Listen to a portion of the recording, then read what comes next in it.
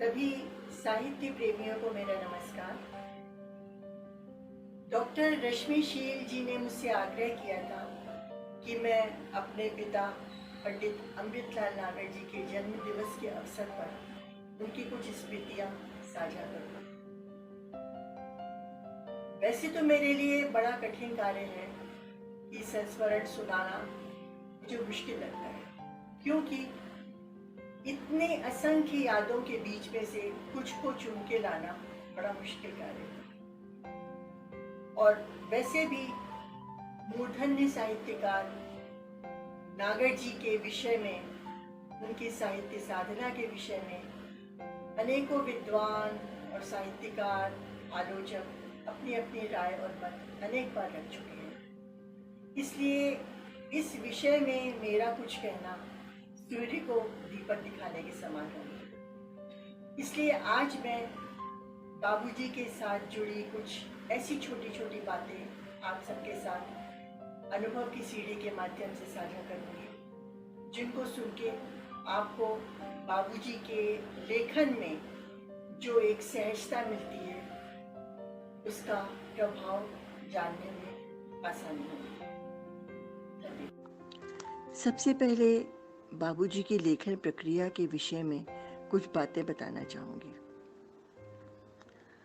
अपने हर उपन्यास को आरंभ करने से पहले उसके विषय वस्तु, पात्रों आदि के विषय में जो नोट्स बाबूजी बनाते थे, उसके लिए संबंधित स्थानों और व्यक्तियों के चरित्रों को पहले पूरी तरह से आत्मसात करते थे।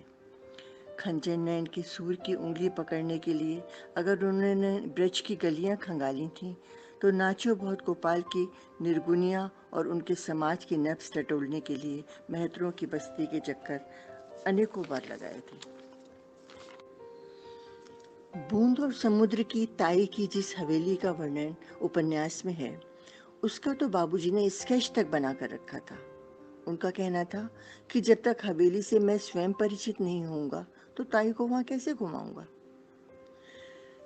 यह तो हुई लेखन से पहले की प्रक्रिया की बात, लेकिन जब लिखने के दौरान कथानक कहीं अटकता था, तब अपने दिमाग को ताज़ा करने के लिए बाबूजी के दो तरीके होते थे। या तो अपने लगाए हुए पौधों और फूलों के पास बैठकर क्यारियों की सफाई करते थे, और या कोई जासूसी उपन्यास निकाल कर पढ़ते थे। और जिस समय उनका लेखन चल रहा होता था, उस समय उनके कमरे में बाबूजी के अलावा उनका लिपिक और हमारा प्यारा मिट्ठू होता था। शायद मिट्ठू की चटर पटर से उनका लिखने का मूड ज़्यादा अच्छा बनता था, ये कारण रहा होगा। मेरे बाबूजी बहुत ही सरल, सहज और सच्चे इंसान थे। दिखावा या बनावट उनके स्वभाव में ही नहीं था।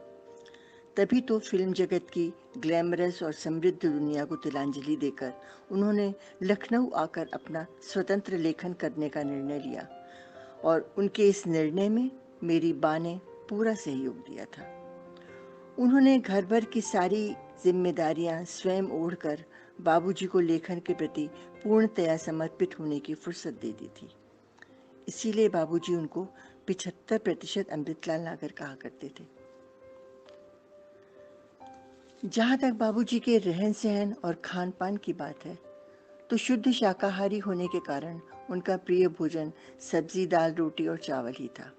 हाँ, मीठे के बहुत ज़्यादा शौकीन थे, इसलिए बाद में डायबिटीज़ होने के कारण जब मीठे पर बंदिश लगी, तब उनको बड़ा कष्ट होता था।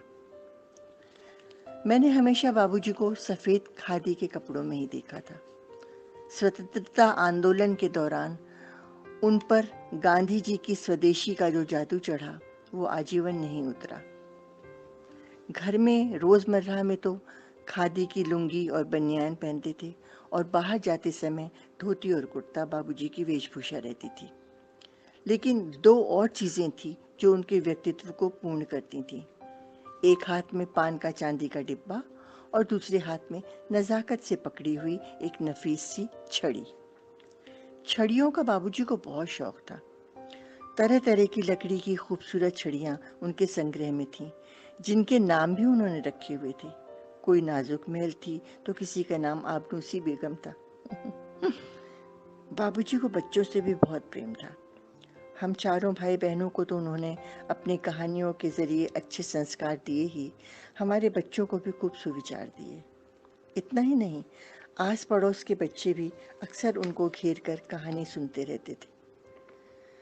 बाबूजी का सुबह का समय तो लेखन का रहता था और शाम का मनन का। अपना लिखा हुआ शाम को पढ़कर या तो उसमें जो बदलाव करने होते थे उन पर निशान लगाते थे, या फिर अपने बाल सखा नवजीवन के संपादक आदरणीय ज्ञानचंद जैन जी को सुनाकर उन उपन्यास के टुकड़ों में कुछ बदलाव करते थे। वैसे ज्ञानचंद चाचा जी नियमित रूप से ही हमारे घर आते थे और दोनों के बीच साहित्य चर्चा के साथ साथ देश विदेश की राजनीतिक चर्चाएं भी होती थीं। लेकिन कई बार चाचा जी और बाबूजी घंटों चुपचाप बैठे कुछ पढ़ते रहते थे और फिर चाचा जी उठकर घर चले जाते थे। ऐसी मूक मित्रता भी मैंने सिर्फ उन दोनों की ही देखी है। मेरे बाबूजी एक अच्छे साहित्यकार तो थे ही, लेकिन उसके साथ ही साथ एक अच्छे पिता और बहुत अच्छे इंसान थे। बाबूजी के जन्म दिवस पर मेरा उनको नमन है।